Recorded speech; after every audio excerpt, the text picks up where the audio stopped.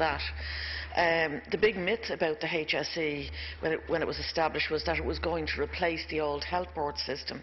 In fact, what occurred was public representatives were removed from the boards, and a new administrative tier was placed above what was a dysfunctional health board system, which was really a product of the 19th century poor law time, and that remained in place. It was a top-down approach where there was a need for a whole of organisational reform, and we can see that it was, despite good people working in it, the structure and the culture ended up being a failure. It's unquestionable that there were abuses by public representatives on these boards, and I most definitely don't stand over that. However, they did perform an oversight role which was lost when they were removed, and it has never been properly replaced. The HSE, instead of simplifying things, introduced a new level of bureaucracy that has proven to be extremely difficult to interact with for the citizen, and this feeds into clientelism. You can't have clientelism, that kind of approach to politics, unless your systems of governance are inaccessible to the public, because they need the middleman or the middlewoman, and that's one of the dysfunctional things about Irish politics. A good citizen interface for any organisation is essential in any reform process.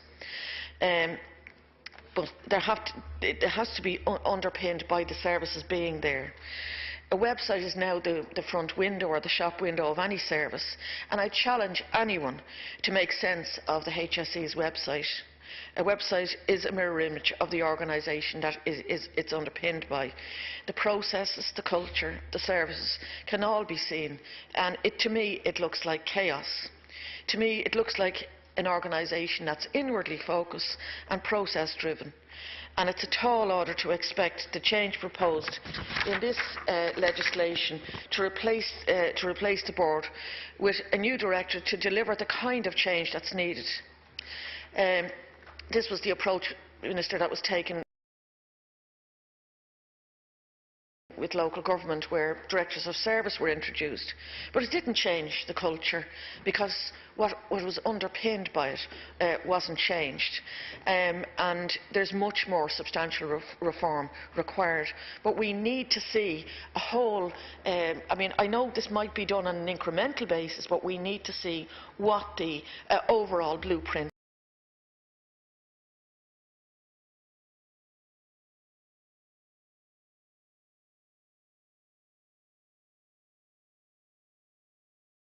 is.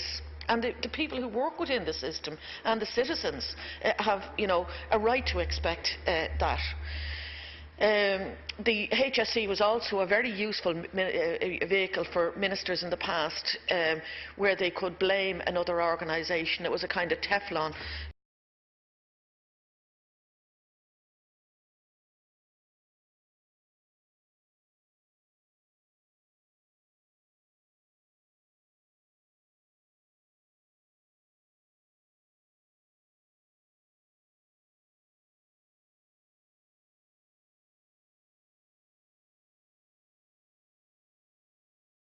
For the Minister for Health.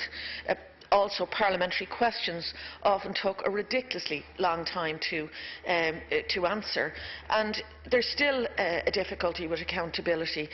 Responses from the HSE take longer than normal parliamentary questions, and one of the areas I think is deficient is that I'm asking possibly the same question as somebody else is, and I think there's a duplication by virtue of the fact that you have to go looking in another location for questions that other people have asked, so as you're not duplicating.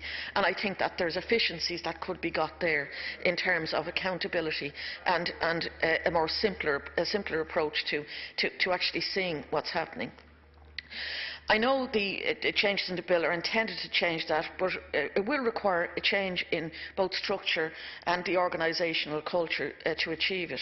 The existing accountability arrangements under the Health Act 2004 are retained, and they relate to service plans and annual report. In many cases they are deficient. For example, there's no point in having service plans if there aren't services. I'm not going to use a few examples, and they're not an exhaustive list, because we all know the people who come to us.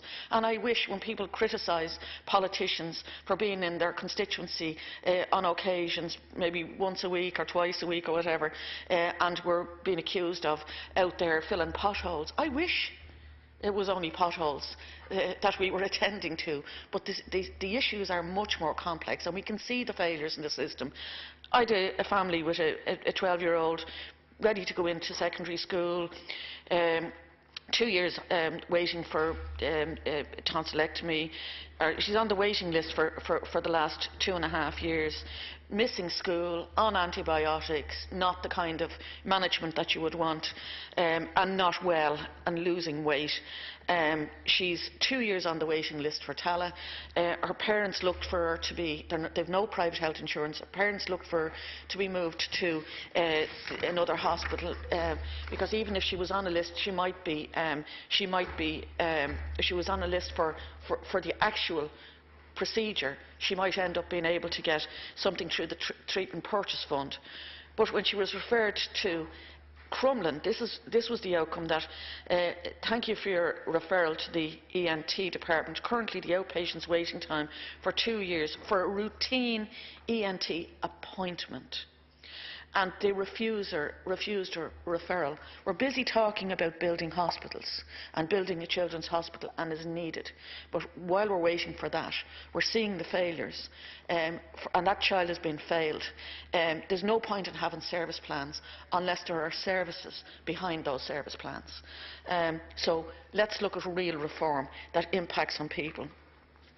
The services can often depend on your address, which is a lottery I frequently come across.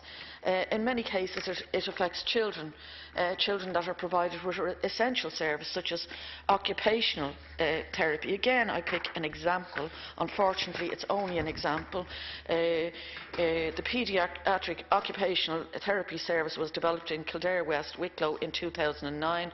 To go on, the resources have been, this is coming from the HSE, the resources have been depleted in recent years due to resignations, and it has not been possible to replace the staff due to the moratorium.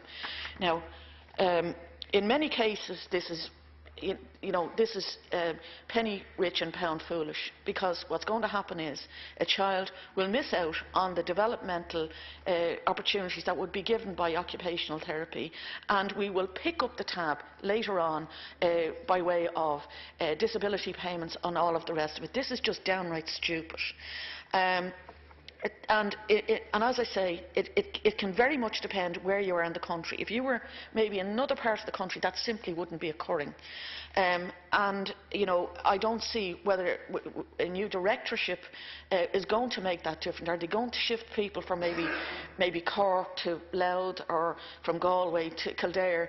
I think you really have to have that whole of governance approach to really understand where people are, where the deficiencies are, and how you plug those deficiencies. Another example is, an 8-year-old falling through the cracks. 8-year-old struggles to dress himself, can't hold a knife and fork, needs occupational therapy, but they can't even put him on the list. He was diagnosed by CAMHS with Asperger's and attention deficit disorder, but was told that he'll not be seen because there's no list for him to be put on. CAMHS don't have an occupational therapist, even if he was to be referred back to them, and that the community option is not an option any longer. Again, it may well be a local play out of this, but it's certainly impacting on the child. But a director and service plans are not going to resolve that if you don't have those people in place, and I can't highlight that strongly enough. Another child, and this is the last one I'll use, has a specific learning language difficulty, and speech and language therapy is not going to be provided in the school in Tala that specialises for the small number of children that have this disorder.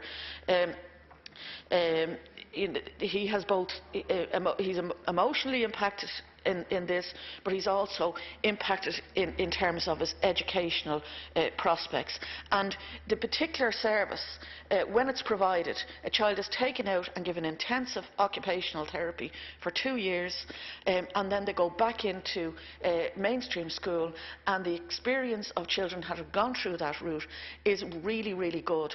And you know, to not have those services in place is just absolutely criminal in my opinion.